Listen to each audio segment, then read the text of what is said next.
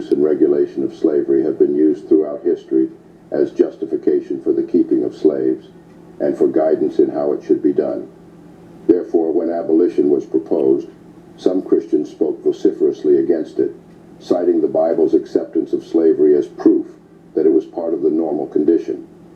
George Whitefield, famed for his sparking of the Great Awakening of American evangelicalism, campaigned in the province of Georgia for the legalization of slavery, joining the ranks of the slave owners that he had denounced in his earlier years. If you don't know, George Whitefield was an Anglican cleric and evangelist who was one of the founders of Methodism and the evangelical movement. Whitefield received widespread recognition during his ministry. He preached at least 18,000 times to perhaps 10 million listeners in Great Britain and her American colonies. It is shocking that a man who claimed to preach the gospel truth and love God would support the slavery of people just because of the color of their skin. Whitefield was a plantation owner and slaveholder and viewed the work of slaves as essential for funding his orphanage's operations. Whitefield and his friend James Habersham played an important role in the reintroduction of slavery to Georgia. Slavery had been outlawed in the young colony of Georgia in 1735.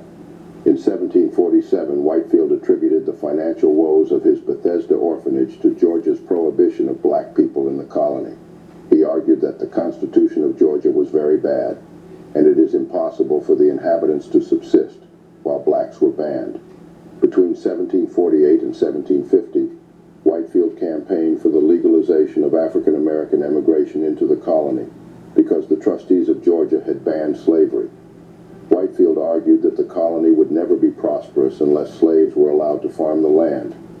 Whitefield wanted slavery legalized for the prosperity of the colony, as well as for the financial viability of the Bethesda orphanage.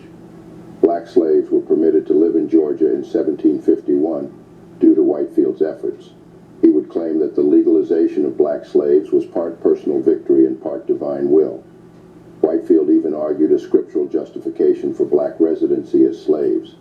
With the legalization of slavery, he bought enslaved Africans to work on his plantation and the orphanage he established in Georgia. Upon his demise, Selina Hastings, Countess of Huntingdon, inherited these slaves and kept them in bondage.